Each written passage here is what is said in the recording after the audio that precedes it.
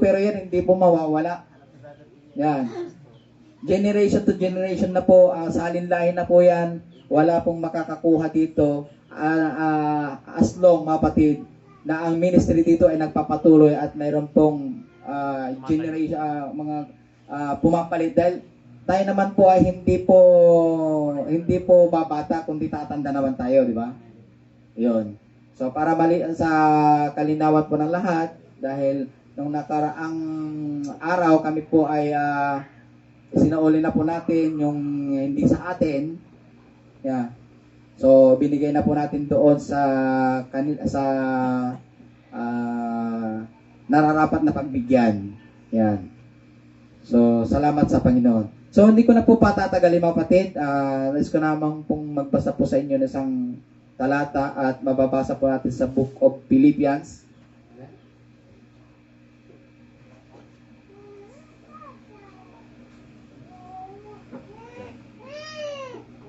Philippians chapter 4.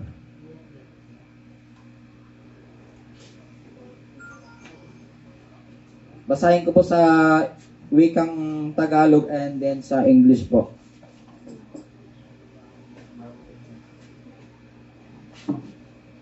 Ayan.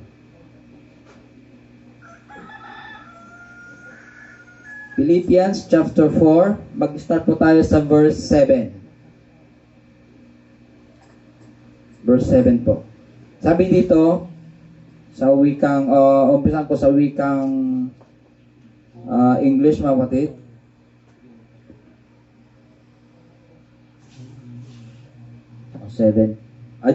Unahin muna sa verse 6, mga kapatid. Be careful for nothing, sabi niya. But in everything, by prayer and supplication with thanksgiving, let your requests be made known unto God. Sa Tagalog, huwag kayong mga balisa sa anumang bagay. Sabi niya. Kundi sa lahat ng mga bagay, sa pamamagitan ng panalangin at daing na may pasasalamat, ay ipapakilala nyo ang inyong mga kahilingan sa Diyos. And verse 7, and the peace of God, which passeth all understanding, shall keep your heart and mind through Jesus Christ. Sa Tagalog, at ang kapayapaan ng Diyos na di masayod ng pag-iisip ay mag-iingat ng inyong mga puso at ng inyong mga pag-iisip kay Kristo Jesus. Verse 8, finally, brethren, whatsoever things are true, whatsoever things are honest, whatsoever things are just, whatsoever things are pure, whatsoever things are lovely, whatsoever things are good report, if there be any virtue, and if there be any praise, think of these things.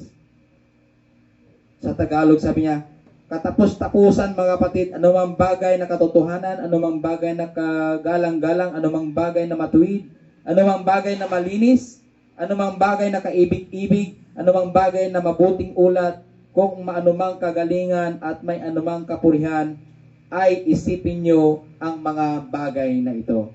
Pagpalain ng Diyos ang kanyang mga salita. Amen. Sa unang binasa ko po natin, sabi dito, mga kapatid, be careful for nothing. Huwag mga balisa sa anumang bagay. Maalala ko yung preaching ni Brother Ian last Sunday, let not your heart be troubled. Sabi niya, huwag tayong magulimihanan. Dahil alam natin, mga kapatid, ang Panginoon ay nandyan lang siya. Pinagmamasdan lang tayo kung ano yung magiging reaction natin. Diba? Minsan sabi nga ng scripture na si Jesus Christ, mapatid, ay nandong lang siya nakarelax. Nakahiga sa barko, sa arka. Pero yung mga disipulo niya, nag-aaligaga na sila, hindi nila alam ang gagawin nila kasi lulubog na po yung kanilang sinasakyan. But then, nandun ang Panginoon.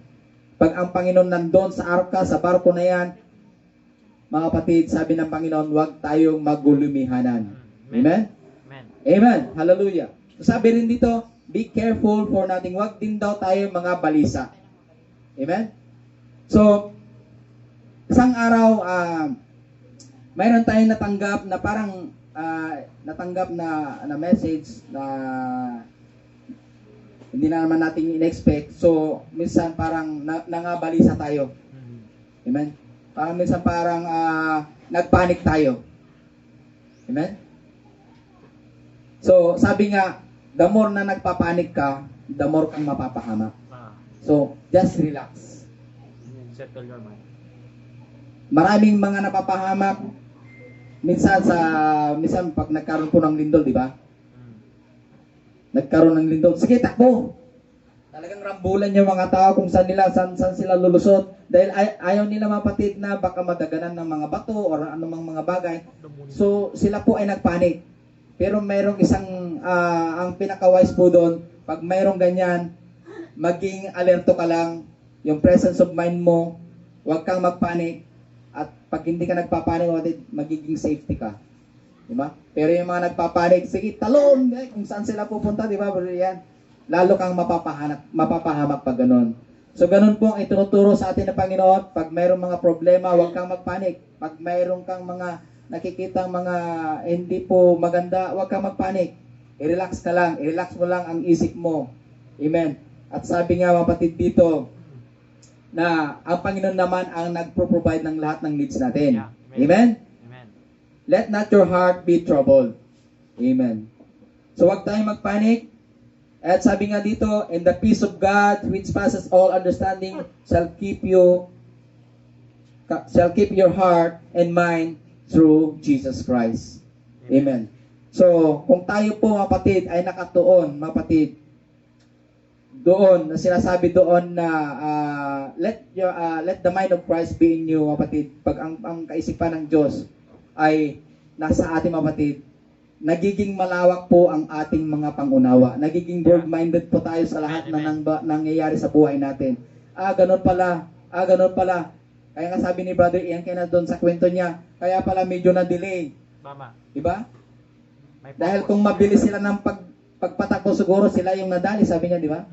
And then, maalala niyo yung kwento na yung isang Kristiyano nagmamadali siyang makasakay ng bus, pero hindi siya pinapasakay ng Panginoon. Amen? Bakit kaya, Panginoon, hindi mo ako pasakayin?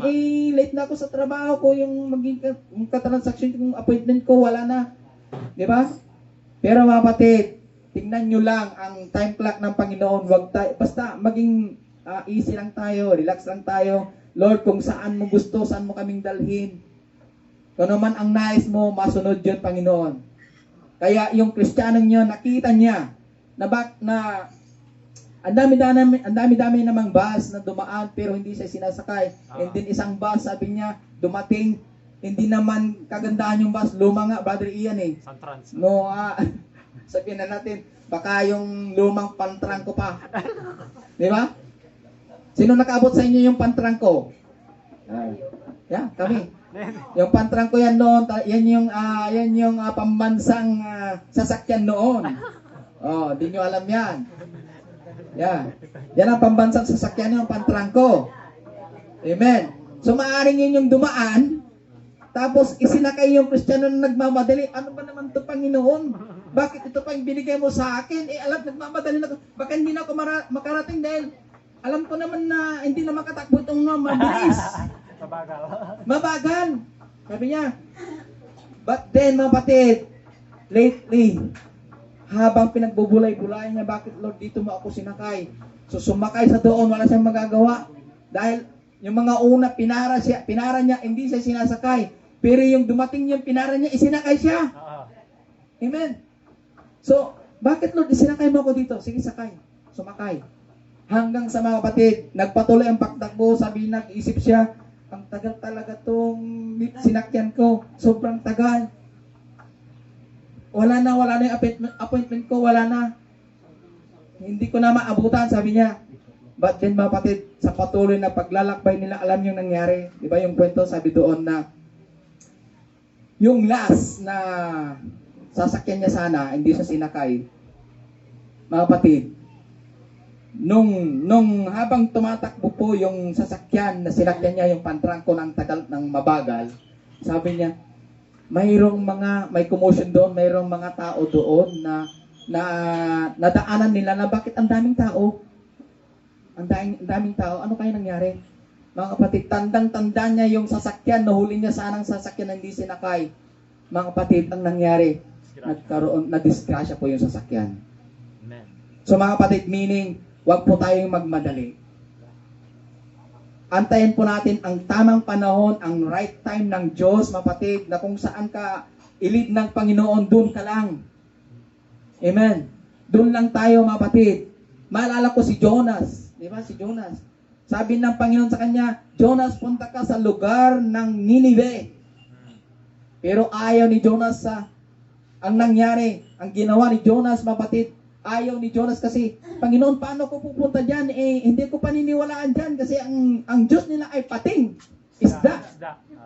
Hindi nila ako paniniwalaan, Panginoon. Paano ako pupunta dyan sa lugar ng Ninive? Hindi nila ako paniniwalaan, sabi niya. Kaya alam ni Jonas, mapatid, ang kanyang capacity. Ang kanyang kapasidad, mapatid. Kaya sabi niya, nung nag-hire siya, nung pumunta siya, kumuha siya ng ticket papuntang Tarsis yung kinuha niya. Imbis na papuntang Ninive, ang kinuha niya ay papuntang Tarsis. So umiiwas siya. Umiiwas. So, sa madalit istorya, mga kapatid, si Jonas, anong nangyari? Pinasakay siya sa barko na biyaheng Tarsis. Hindi naglaon, mga kapatid, nagkaroon ng kaguluhan. Pangit na panahon. Nagpanik po ang lahat. Ibig sabihin, yung istorya yon, yung barko na sinakyan ni Jonas, ito po ay unti-unti pong lumulubog. Yeah. Masama po yung panahon. Amen. And then he realized na si Jonas, sabi niya, ako ang dahilan kung bakit lumubog tong barkong ito, sabi niya. Amen. Kaya sabi ni Jonas, kunin niya ako, itapon niya ako sa dagat. Amen. So si Jonas alam niya mga kapatid. But then, dahil meron po siyang sinasabi nga na, the seal of the hour is to say I am wrong. Sabi niya, kaya sabi ni Jonas, I am wrong. Yeah.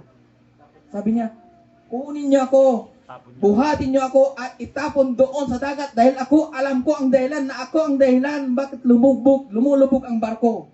Sabi niya. So, walang nagawa yung mga tao, yung mga tripulante doon sa barko. Sabi niya, itapon, so itinapon. Mga kapatid, ang nangyari, si Jonas ay kinain ng pating.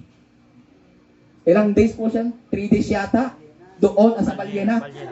Kinain si Jonas ng balyena at tumira doon si Jonas sa loob ng balyena na 3 days yata. Yeah? 3 days. Yeah. Tinitipo doon na nasa loob din po siya ng madilim na kalagayan. Tama. Yeah. Doon sa kuweba na binabanggit din ni Pastor Jerry nung nakaraang linggo, nandun si Jonas nakakulong.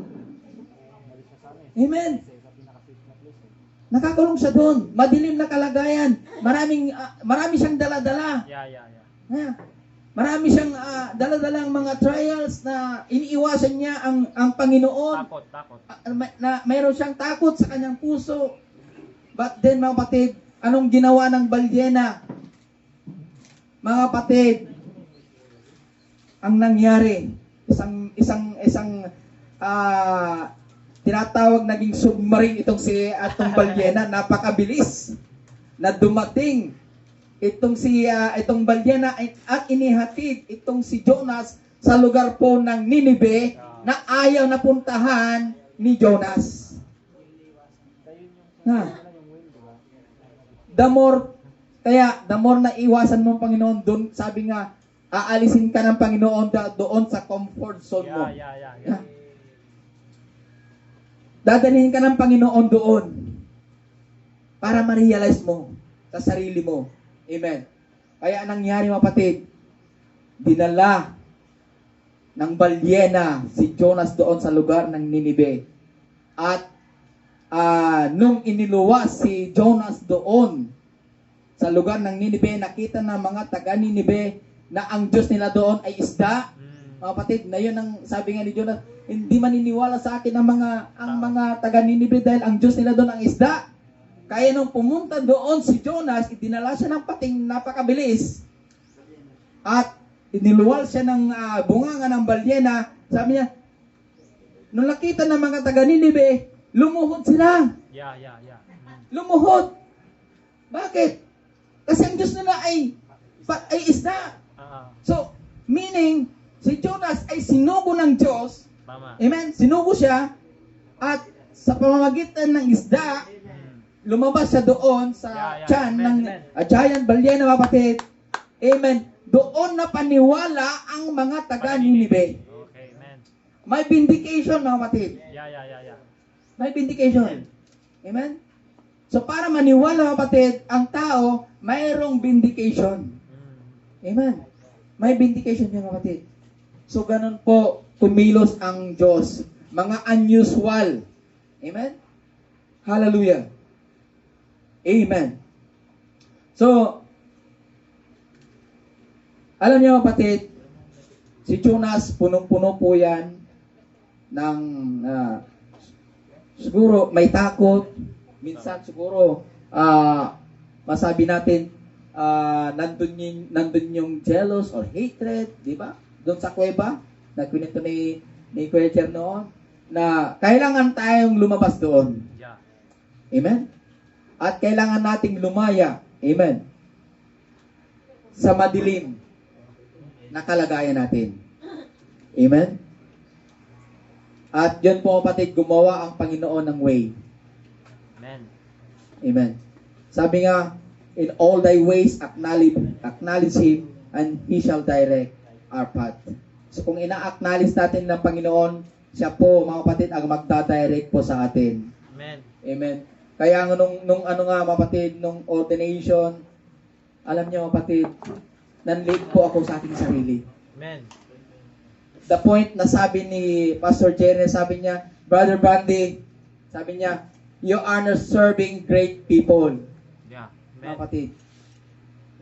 So, nanlate po ako sa aking sarili na magsiserve pala ako, kapatid, ng great people, and that is you. Amen. Kayo yun, mga kapatid. Amen. Sabi ng Bible, gusto kong basahin yun, na kung gusto nyo maging dakila, sabi niya, maging servant ka ng lahat. Yes. Amen. Hallelujah. If you want to be great, you will be the servant of all. Amen. Sabi niya. Amen. Sinabi niya yon sa Matthew 23. Amen. Basahin nyo na lang po doon. Amen. Sa Matthew 23, na sinabi niya doon na kailangan po tayo, mapatid, yung tinatawag na mapagpakumbabang espiritu. Amen.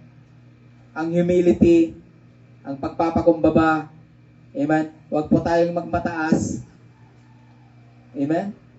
Napakaganda yung kwento ni Pastor Jerry about illustration na doon, na yung matanda, siya pala yung doktor.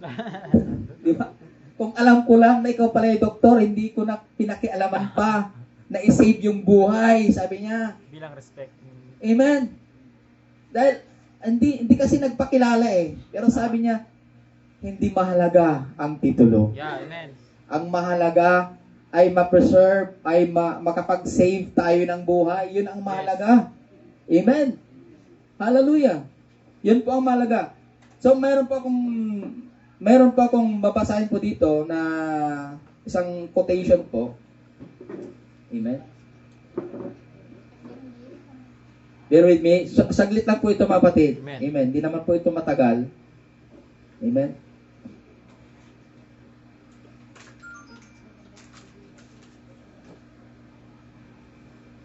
Yun.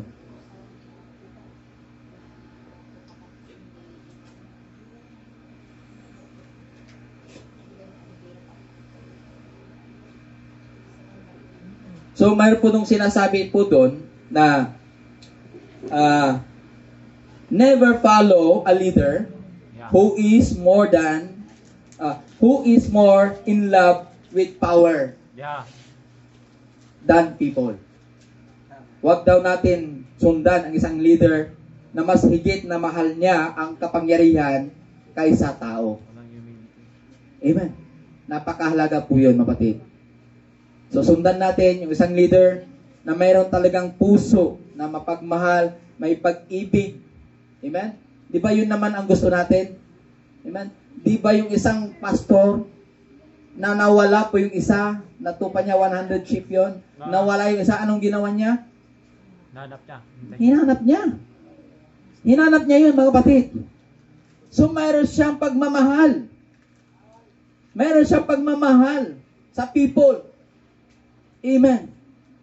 Hallelujah. So, yun daw po ang sundan natin. Amen. Glory to God. Amen. Amen. So, hindi po mahalaga ang titulo. Ang napakalaga, mga kapatid, ang mas mahalaga ay ma-preserve, is to preserve life. Amen. Ma-preserve natin ang buhay ng iba, mga kapatid. Tulad nung nangyari doon sa isang doktor. Amen. Amen. So, tuloy tayo. So, be humble. Nais ng Diyos na manatili tayo mapagpakumbaba. Wala tayong dapat ipagmalaki sa harapan ng ating Panginoon. Amen. Hallelujah. So, alam natin ang buhay ay maikli lang. Yeah. Ang buhay ay maikli lang, mga kapatid. So, let's enjoy. Yeah, amen. Sabi nga, don't wait for things to get easier, simpler, and better, sabi niya. Life will always be complicated. Learn to be happy right now. Sabi, sa quotation ko sino nakabasa doon ng ganda. To be happy. Learn to be happy right now. And sabi niya, because the time is running out. Amen? Hallelujah. So, lagi nating sinasabi, mga kapatid, na i-enjoy natin ang buhay. Amen? Amen. Sapagkat maikli lamang ang buhay. Amen? Sabi nga sa aking narinig, ang buhay ng tao hindi na po lalagpas ngayon ng 100 years. After 100 years, tayo ngayon, mga kapatid, aabutin pa kaya natin yung 100 years, Sister Belen? Sa palagay natin? Mayroon na pong limit. Amen? Mayroon na pong limit ang buhay ng tao. Kasi noon, nabubuhay sila ng 100 years. Si Methuselah is 969 years po siyang nabuhay. Imagine? 969 years na nabuhay. Kung ganun ang gagawin sa atin, ang mundo, punong-puno na ng tao ngayon. Kung ganun tayo katagal na nabuhay. Panay thunders. Yeah. Yung mga thunders natin, ay mananatiling thunders yun. 969 years, Sister Belen. Hindi ka, biro mo yun. Kaya nga sila Sarah, si Sarah, amen, di ba, nabuntis pa si Sarah, 100 years old na siya. Oh, di ba? So, ganon ang lifespan ng buhay ng tao noon. Ganon po katagal. But then, dahil dito ngayon, sa panahon natin ngayon, wala na tayong kinain na hindi dumaan po sa spray. Na-contaminated na po ang ating kinakain. Kaya kahit na anong pagpapaganda natin sa mukha, sa katawan natin, mga kapatid, amen, darating tayo sa pagtanda. Amen. Kaya nabasa ko yung naipos ni Brother Ian na yung dalawang kamay, di ba? Yung dalawang kamay. Yung isa, sariwang-sariwa yung kamay.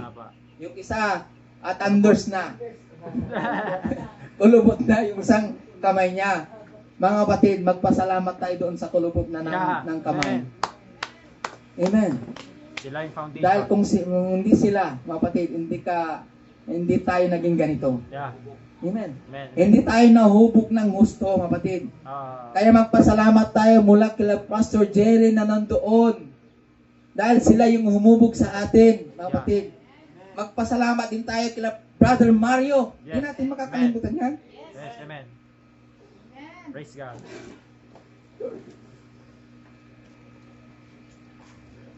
Amen. Naging bahagi rin sila, mga kapatid.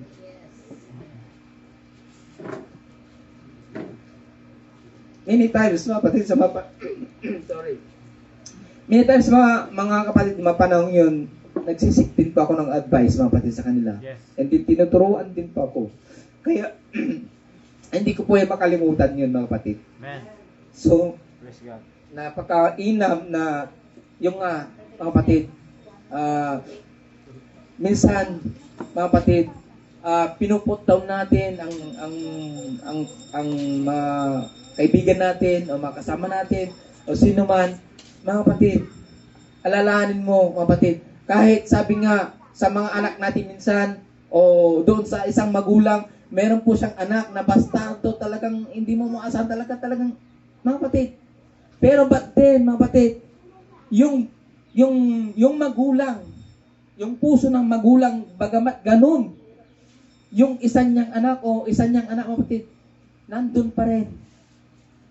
Alalahanin mo, mga kapatid, na yung bagay, yung anak mo na yan, still, mga kapatid, meron po siyang nagawa na mabuti. Amen. Amen. Kaya sa atin din po, mga kapatid, naiyak ako dahil, mga kapatid, nung nabasa ko yung part na yun, yung naipost ni Brother Ian, naalala ko. Yes. Naalala ko.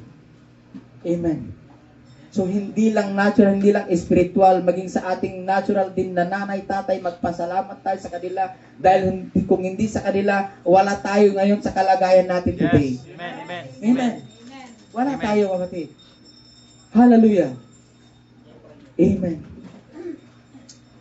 Kaya sabi nga, gaano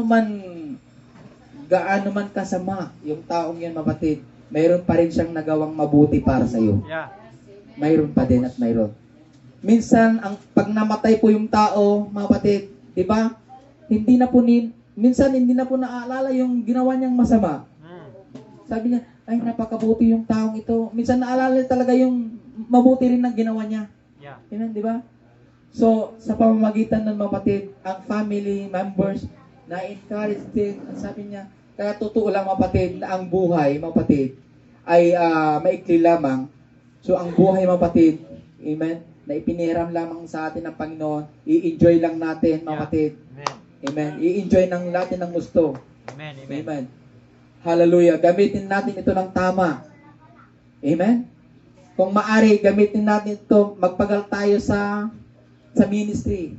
Yes. Amen. Sa gawain ng ating Panginoon. Kaysa iba namang mga bagay na doon lamang po masisira ang buhay natin o walang mga bagay na walang kabuluhan. Correct. Correct. So, gumawa na tayo ng mabuti, mga kapatid. Sabi nga dito, doon sa ating nabasa, gumawa tayo. Amen? Kung ano man yung kaibig, good report. Amen? Yung mga good report, yun, gawin natin. Amen. Amen. Amen. Hallelujah. Kung ano man ang katotohanan, ang truth, sabi doon, whatsoever things are true and honest, yun ang ibig ipagawa sa atin ng Panginoon. Amen. Hallelujah. Whosoever things are lovely. Amen. So magandang pag-usapan ang mga bagay na yun, mga kapatid. Pero pag pag-usapan natin ang mga negative, mga kapatid, wala pong maidudulot na maganda. Yeah. Amen po ba? Amen. Amen. Tama. Wala po yung maidudulot na maganda. Totoo yan. Mag-isip ka ng negatibong bagay, mga kapatid. Ay nako, imbis na matutulog ka na lang, mga kapatid, hindi ka makatulog kasi puro negative ang iisipin mo. Correct. Correct. Makakatulog ka ba yan, Brother Makoy, kung puro negative ang isipin mo? I believe hindi ka makakatulog. Yeah. Buti pa yung brother mo, mga kapatid, na sabi nga, ang himbing-himbing ng kanyang pagkatulog dahil wala siyang inaalala. Pero ikaw, galit na galit ka sa brother mo, sa sister mo, inaalala mo tuwing gabi. Kaya tuloy, hindi ka nakatulog. Pero ang sarap-sarap ng tulog niya, lugi ka, mga kapatid. So, para parehas kayo, wag mo siyang pag-isipan ng negative, wag kang mag-isip ng negative sa kanya, isipin mo mga good things, good report, mga kapatid. Hallelujah. Nang sa ganun naman, mapahimbing naman ang tulog natin. Amen. Hallelujah. Purihin ang Panginoon. Amen. Praise God. Amen. At sa atin din po, mga kapatid, sabi ko wala tayong dapat ipagmalaki dito, mga kapatid. Tayo pong lahat na ginagamit ng Panginoon, tayo po ay pantay-pantay sa harap ng Lord. Wala pong mas marunong, wala pong mas matalino, mas magaling. Wala po.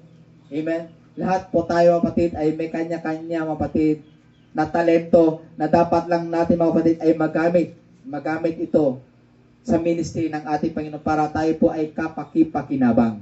Yes. Amen. Hallelujah. Puri ng ating Panginoon. Para doon tayo po, lalo po tayong ma-equip. Doon lalo tayong magamit. Amen. Hallelujah. Sabi ko nga, kung ang ministry mo ay sa music, doon ka lang. Kung ang ministry mo,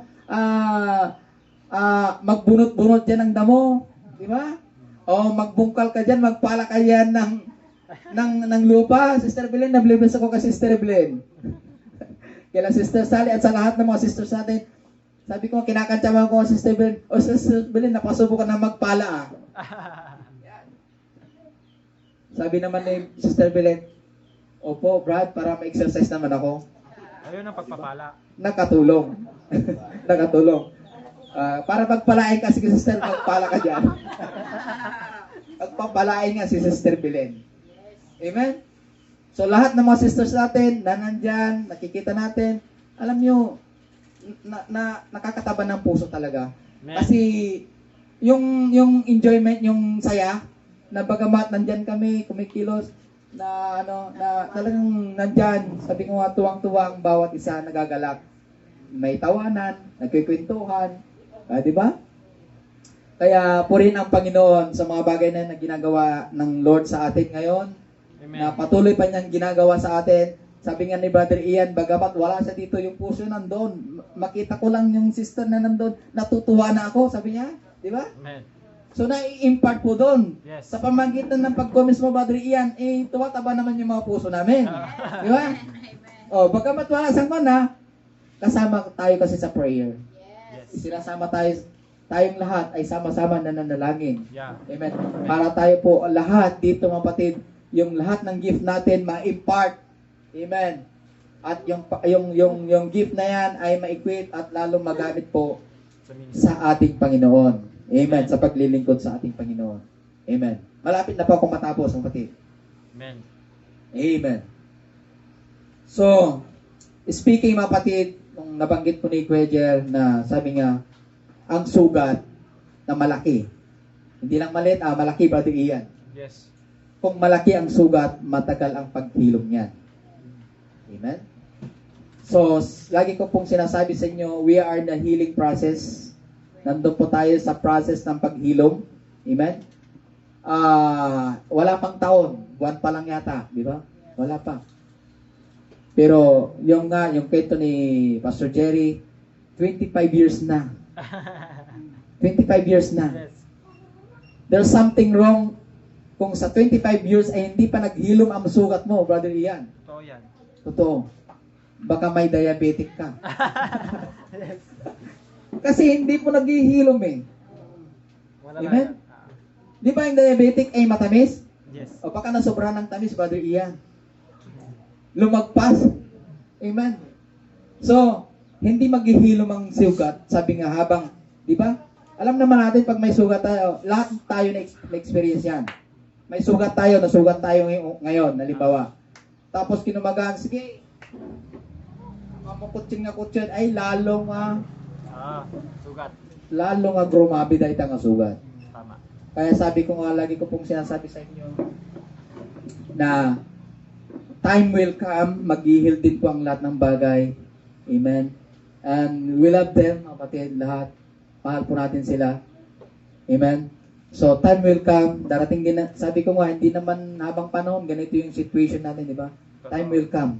Pag nag-heal na po na yung sugat, mga kapatid, hallelujah, tulad ni Esau and Jacob, mga kapatid, yung longing niya na makita yung kanyang kapatid ng matagal na panahon, 20 years pala, Brother Ian. 20 years po. 20 years pala. Bira niyo, 20 years. Tayo ilang buwan pa lang. Di ba? So, antayin natin. Yeah. Time will come, mga kapatid. Amen. Ang paghilom ng Panginoon, ang paghilom ng mga sugat natin ay sa tamang panahon at tamang oras. Correct. Pag dumating na yun, mga kapatid, yung oras na yan, amen, sa ayaw at sa gusto mo, magaganap ang isang bagay na hindi mo inaasahan. Amen. Yung longing na pagiging magkapatid kayo talaga nandun na. Tulad ni Esau, gusto niyang yakapin na si Jacob kasi sabik na sabik ni Esau na yakapin yung kanyang kapatid na mandaraya. Amen. So marami tayong mga kakilala na ganoon, kapatid. Amen. Sa buhay natin maraming mga Jacob. Amen. Marami. Pero ang mahalaga, ang napakaganda, sinabi ni Jacob na siya'y nagkamali. Correct. Sabi nga ng message na the seal of the hour is to say, I am wrong. Sabi ni Brother Ian, maliit man yan. Oo. Napakaliit man lang yan. Pero pag, di ba, nagsisimula naman ang maliit sa malaki? Yung impact niya malaki. Yeah? Kahit maliit man lang yan, pag pinabayaan mo, lalaki at lalaki yan hanggang sa maipon ng maipon. Yung kunti, nagiging container na, Brother Ian, di ba? Yung kunti, nagiging container na yan. So, ganun po yun. Amen. So, salamat sa mga insight na yan, na kung saan mga bagay na yon ay ipinapakita sa atin ng Panginoon. So, kung mayroon tayong nakita, huwag po kayo mag-atubili, mga kapatid, na isettle yun kaagad. Maganda yun ginawa mo, Brother Ian. And in this ministry, mga kapatid, nandito lang po tayo. Kung mayroon po kayong mga problems, nandun na po yung ministry na tinatawag na yung counseling. Yeah? Nandito po tayo. Nandyan po ang mga elders natin. Kung gusto nyo mong magpa-counsel, yeah. About more on sa spiritual na sa situation, nandito po tayong lahat. Nandito po kami na tutulong po sa inyo. So, ganun po ang gagawin natin, mga kapatid. Amen. Huwag po tayo mahiya na lumapit yan. Sabi, scripture naman yun, mga kapatid. Scripture naman yun. Na pag mayroong mga problema, tawagin ng mga elders. At pag isettle nyo muna. Pag hindi na-settle, tawagin ng mga elders. Pag hindi pa rin na-settle, mga kapatid, sabi doon, amen, yung taong yun ay mahihitulad sa isang hintil. Totoo. Yeah. Kasi, kumbaga, wala ka na sa jurisdiction para, kumbaga, hindi mo na kasalanan yon. Amen? Dahil ginawa mo ng lahat, pero ba't din hindi po siya nakinig? So, parang si Pontius Pilato, ba't yan, no? Nagugas kamay na lang, no? Oo. Kahit alam niya. Nagugas kamay si Pontius Pilato doon eh. Na bagamat siya yung may authority, pero mga kapatid, amen, hindi niya po nagawa yon dahil may tradition na ang magdidesisyon ay ang people. Amen. Hallelujah. So, alam naman natin lahat ay kilos ng Panginoon. Kung paano pinatigas ng Lord yung puso ni Paraon, amen, siya rin ang gumawa. Siya rin po ang lahat ng may akda. Amen. Ang lahat ng bagay. Kung bakit pinatigas ng puso, pinatigas ng Lord yung puso ni Paraon, na alam naman natin ang nangyari, na ang bayang Israel ay ayaw niyang palayain eh. Pero dahil pinatigas ang puso ni Paraon, patapos na ako dito, mga kapatid. Pinatigas ang puso ni Paraon, mga kapatid, hanggang sa napilitan niya na, sige, pinapayagan ko na kayong lumaya.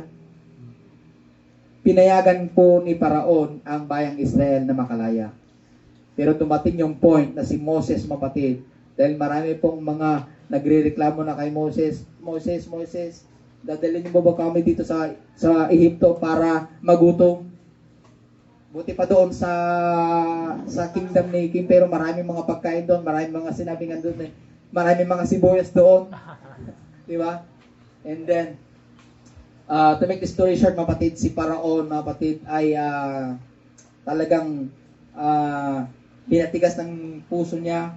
And then, isang araw, dumating po yung angel of death na ang lahat ng panganay ay mamamatay at nadali po yung panganay ni King Pero. At doon, mga kapatid, napilitan, mga kapatid, na pinalaya na po ang bayang Israel, mga kapatid.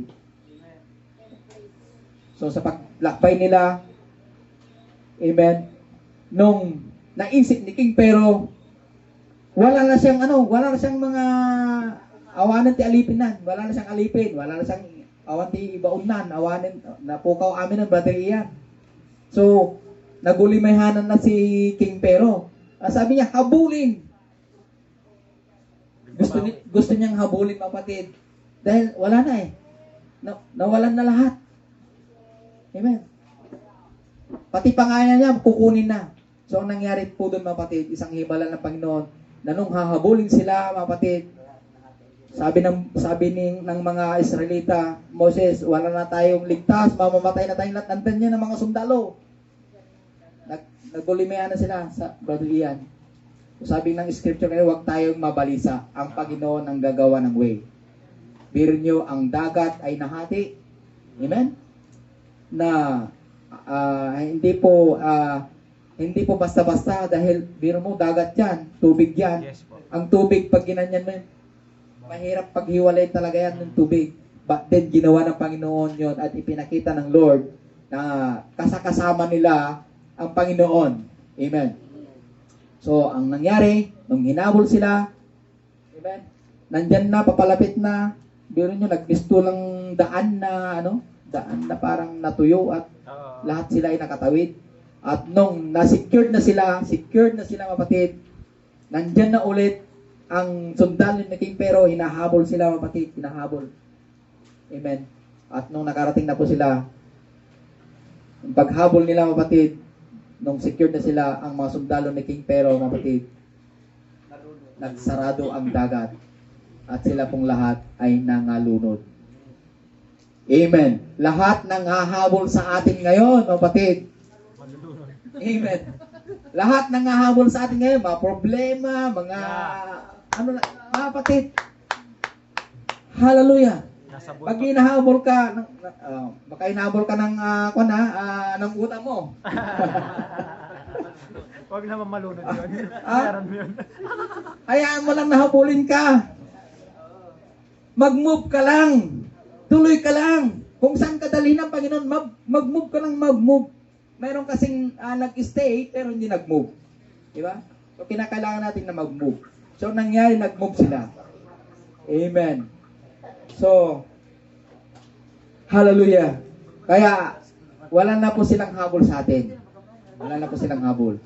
Sabi nga ng scripture, na doon sinasabi na, ang Panginoon ay tinapos niya na lahat doon sa krus ng Calvary. Amen. It is finished. Amen? Tinapos niya na lahat ang paghihirap. Amen. Hallelujah. Amen. So, purihin ang ating Panginoon. Glory to God. And lastly, mapatid, yung patungkol po doon sa kung maalala yung ibon na itinangay siya, na yung ibon na yon merong isang stick doon na yung ibon ay sumabit siya doon sa maalala mo yung ba doon sa yung kasi nagmalaki yung ibon eh. Hindi, yung palaka. Yeah. Ay, palaka. Yes, ba doon sa yung palaka pala, sumabit po siya doon sa stick na tangan-tangan ng dalawang ibon. Yan. So, nung lumipad po yung palaka, ay yung dalawang ibon, lumipad. So, nung nakita ng mga tao, ang ganda naman. Nakita nila, mga kapatid. So, patungkol po ito sa, nagmataas kasi itong si palaka eh. Amen. Nagmataas siya. So, yung kwentong yun, mga kapatid, nung inilipad siya ng dalawang ibon, yung palaka, okay pa. Talagang nakakapit siya. Yeah. So, nakita ng mga tao, ang ganda naman yun. Ang ganda naman yung tinatangay ng ibon na nakita nila yung palaka. So, nag-iisip itong si palaka. Kaya, nung dumadaan sila, dinadaan, marami nag-a-appreciate. Ina-appreciate talaga. So, center of attraction yung palaka. Amen. So, nag-iisip itong si palaka, ano kayang gagawin ko? Kaya, nung sinasabi, ang ganda. Mga kapatid, hindi po makapagsalita yung palaka. Kasi, mga kapatid, pag sinasabi niya, ako yun, mga kapatid, mahuhulog siya doon sa stick. Yeah. Mahuhulog siya doon sa stick. Kaya, mga kapatid, stay humble. Amen. Stay humble. Amen? Oh, ang ganda naman ng decoration. Ako yun. Ako yun. Hallelujah. Pag sinabi mo ako yon, mahuhulog ka. Amen? Ang ganda naman ng kurtina, ako yon. Mga kapatid, tinuturoan tayo ng Panginoon maging humble. Yes. Amen. Ang sabihin natin, glory to God. Mm. Puri ng Panginoon. Tama. Ibigay natin ang lahat ng kapurihan sa Diyos. Huwag mong akuhin yun. Dahil pag inako mo yun, mauhulog ka. Ang taas-taas pa naman ng lipad. Yan, totoo yan. Amen. Ang taas-taas ng lipad. Hallelujah.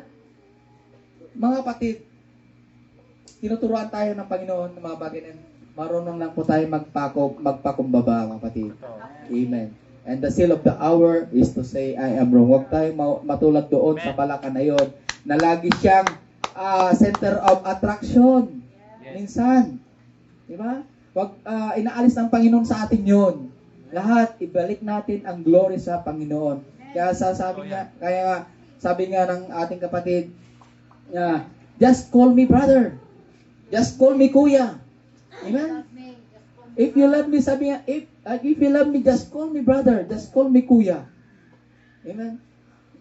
Kaya, anumang bagay na sabihin natin sa isang brother o pastor o sa isang ministers, kung sabihin mo mang kuya, sabihin mo mang brother, wala pong problema doon. Kasi meron pong mga ministers na sabi doon, ay, hindi na ako brother ngayon, brother. Pastor na ako ngayon. Reverend ako na. Mga kapatid, napaka-showy naman pagka ganun ang gagawin mo. Ibig sabihin, mga kapatid, yung pagpapakumbaba, yung humility, mawawala yon. So, paano ka irespeto pagka ganun, mga kapatid? Na ikaw yung busing, ako yung pastor, kailangan ako yung masunod. Di ba? Hindi tayo ganun, mga kapatid. Kung anong sasabihin ko, sunod kayo. Hindi. Hindi ganun, mga kapatid. Maging servant ka nga Maging servant ka. Ikaw ang maglingkod sa kanila, hindi ikaw ang paglilingkuran. Ganon po, mga kapatid, ang gusto po natin ngayon na mangyari dito sa ministry ng Ordinate, mga kapatid. Nais ko pong maglingkod sa inyo, mga great people of God, mga kapatid. Hallelujah. Amen. Hindi tayo yung parang busing-busing dito. Di ba? Wala yun. Wala sa atin yun. Hallelujah. God bless you, Mother Mike. Amen. Yeah. Huwag tayo maging palaka. Amen. Amen. Hallelujah. Puri ng Panginoon. So God bless us all, mga kapatid po. Pagpalay po tayo.